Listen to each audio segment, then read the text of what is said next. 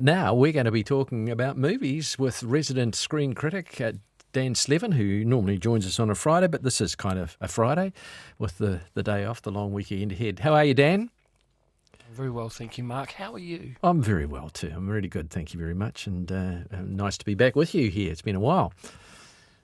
Yeah. It seems like an awfully long summer, if we could call it that. Yeah, well, that's right. Yes. Now, we've before we're going to dive into the picks of the week, there's a track that you sent through. Can you tell us a wee bit about this? Yeah, this is a new feature on this segment where I've been asked to try and find something film or television related, some music to play, and this is my selection for tonight. It is the theme to season 2 of a show that people of my generation, I'm sure, are very familiar with, a British sci-fi series from the 1970s called Space 1999.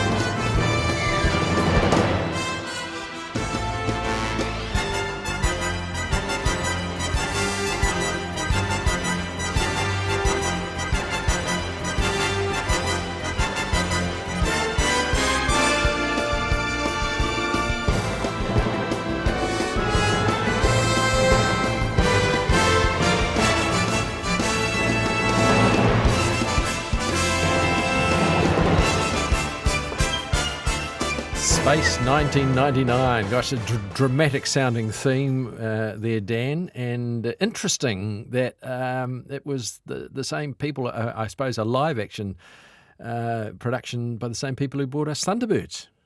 Thunderbirds and Stingray and Captain Scarlet and Joe 90. Joe 90. Just what a fantastic list. And yeah, it was the last of the Jerry and Sylvia Anderson shows in 1977, 1978. But they went out on a bang. It was a fantastic show about a mysterious explosion on the moon, which sends it careering off into space, and all of the inhabitants of the moon base on it trying to find somewhere else to live, and meeting strange alien creatures along the way. Yeah, and the reason why I chose... Oh, sorry. I was going to say, what were the production values like? Because I always thought that the British sort of space shows didn't quite have, I presume they didn't quite have the budgets of the American ones. You know, they looked at sometimes... No, but it's not bad. It's not bad. There's a lot of imagination has gone into the scripts. A lot of, as you would expect from a Jerry and Sylvia Anderson show, a lot of imagination gone into the design. Yes. The uniforms and the spaceships, the Eagle lander.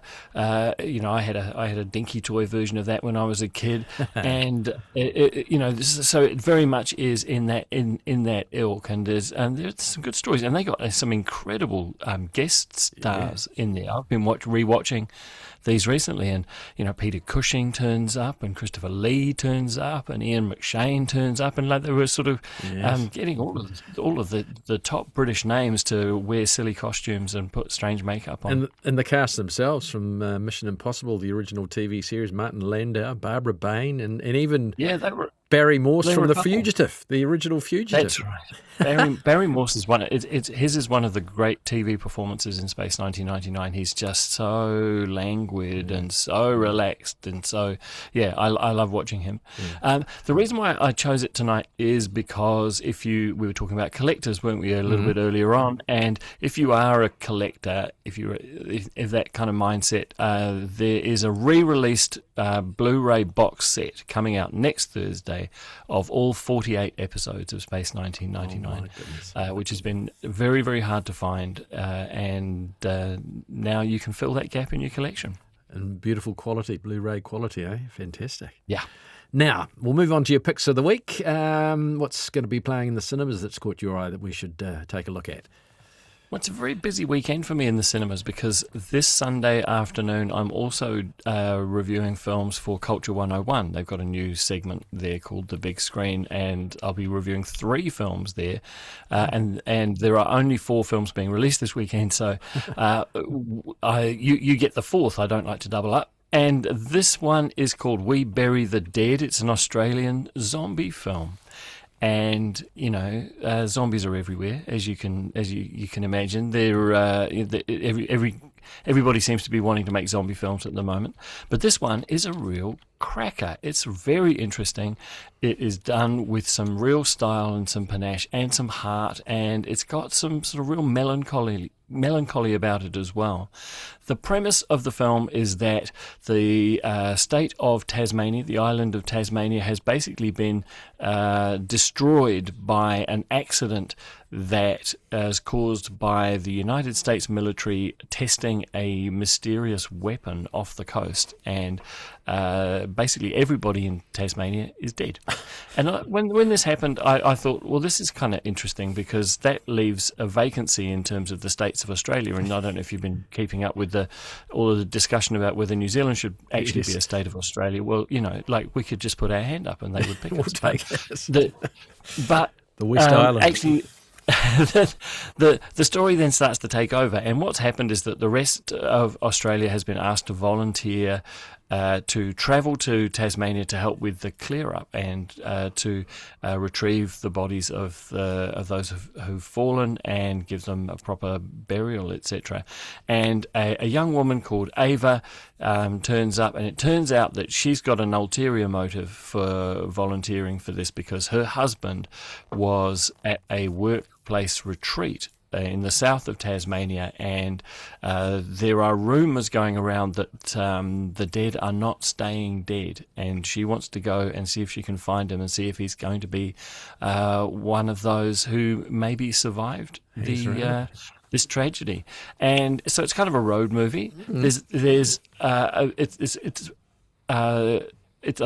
a lot of melancholy about it. It's about loss and. This has happened to us again. Can you hear the volunteer fire brigade call? That's right. Only happens when I'm talking to you. well, you better be off. Look, tell you what. Why don't we play a clip from We Bury the Dead while the fire alarm's going? Let's do it. So what's so special in Hobart then?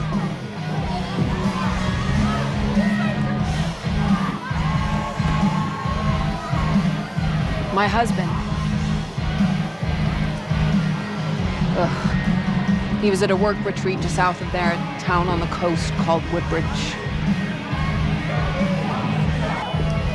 The man in the garage today, he seemed like he wasn't fully gone. Like a part of him was still there, like he was lost, scared. I saw a guy covered in f***ing motor oil that just came back from the dead, didn't spend too long gazing into his eyes. He looked at me, right at me. He seemed more than just nerve endings, more than just a chicken without its head. If Mitch is like that... Then what? Good night, Clay. Till tomorrow, partner. Very good. So that's Daisy Ridley. She was Star Wars, wasn't she? That's right. She was in the most recent 3 Star Wars movies, and she's terrific in this actually. And she's, I think, doing excellent work in terms of using that fame that she got from the Star Wars films to get smaller films, independent films made. So there she is in Australia working with a cast of Australian actors, Mark Coles-Smith and Brenton Thwaites, who's reasonably well known. But I was very pleasantly surprised by this. It was I think it was excellent and beautiful to look at as well, like really superbly photographed as well by Steve Annis. So that's in cinemas. It's We Bury the Dead. Now, what about the paid streaming? You're going to Netflix? Yeah, this is Netflix, and we watched this just before Christmas. Actually, it's 4 episodes long. It's a limited series, and it's bless it, it is just 4 episodes. There's no cliffhanger. There's no season 2. It's a historical drama called Death by Lightning, and it's about the relatively unknown 20th President of the United States, James A. Garfield, who was elected president in 1880. And in a parallel story, a collision course between him and a kind of ne'er-do-well called Charles Guiteau, played by Matthew McFadyen, who will end up assassinating James Garfield, who's played by Michael Shannon. And I knew vaguely that there was an assassination because I'd seen the Stephen Sondheim show Assassins, where Charles Guiteau has a song, but I didn't really know anything about James Garfield.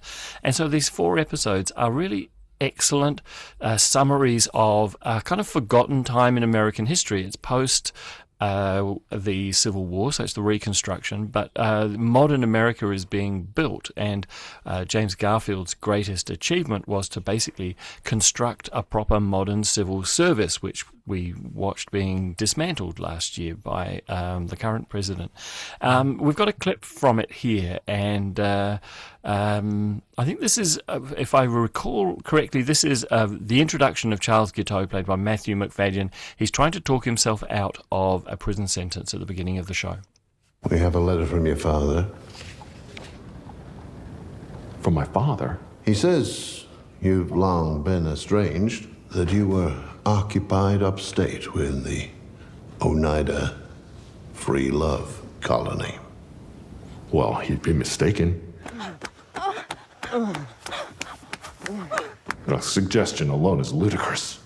To speak candidly, on behalf of the panel, Mr. Guiteau, you seem to us a liar and a fraud.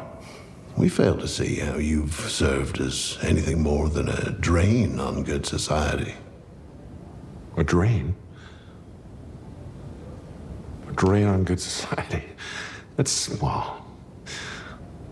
No, that's not right. That's not how this is supposed to go. Matthew McFadyen there, that's, of course, he was in Succession, wasn't he? Played Tom, the crazy That's Tom. right. Yeah, and And I Pride think and this is Prejudice. some of... Yeah, I think this is the best work that he's done, actually. really? His part in this. He is absolutely outstanding, as is everybody, actually. Supporting cast includes Nick Offerman and Bradley Whitford from The West Wing, the always great Shea Wiggum, and it's a really interesting story about a man who didn't want to be president, who becomes president, didn't want the power, didn't want the prominence, and then he's assassinated by somebody who is completely unworthy of prominence, but is desperate for it and desperate for fame, and sees a way to become famous by doing this heinous act. Now, that's the paid streaming, that's Netflix, Death by Lightning, and the third one, we've got about 3 minutes, so I'm really pleased to get this in because I remember it. This is New Zealand. This is on YouTube, and it was at the Osaka World's Fair, wasn't it? World Expo, the 1970. Yeah. Yeah. That's right. So Three it's Waitangi Day three tomorrow. screens from memory. Yeah, it's Waitangi Day tomorrow, so I figure that it's an opportunity for us to take a look at, I guess, a portrait of New Zealand when we still believed we were a young country full of potential. And it was our big presentation at the Osaka World Expo in 1970, made by the National Film Unit, directed by Hugh MacDonald, and there really has been nothing like it before and nothing like it since. It was projected on 3 screens at once with 3 separate projectors. So at some points you have just an incredible wide vista of the New Zealand landscape, but the left and right images might change to be something that was a contrast to something that was in the middle. It was arty. It was incredibly expensive. It required the invention of equipment that simply didn't exist at the time to shoot the footage and project it and keep it all synchronized. And it played for 9 months in Osaka. And then in 1971, it came to New Zealand, and 400,000 people went to cinemas to watch it here in New Zealand. There were only 4 cinemas that could play it. It's only 21 minutes long. It is astounding, and it is free at the Archives New Zealand channel on YouTube. It's not in its full high definition glory, but you'll get this, and of course it's a tiny little YouTube window as opposed to a giant screen. How does But it you'll get the transfer? picture. You still get the idea, obviously. You absolutely get the idea, and you will appreciate the nostalgia for what New Zealand was at that time when we really believed that we were living off the bounty of nature, and we were optimistic and bright-eyed and bushy-tailed. And we were 100% pure probably then. Or near enough. That's right. That's right. And there's lots of fantastic music, and of course, it was Sibelius is Corellius. Yes, I remember that too. So that's fantastic. It's the free streaming YouTube, and it is This Is New Zealand. Just really quickly, you're on with Culture 101 on Sunday? Yeah, about 1:30, I think. And doing 3 more films. It's a very busy You weekend. got a busy weekend ahead. Well, you enjoy what rest you can get, Dan, and thanks for chatting with us.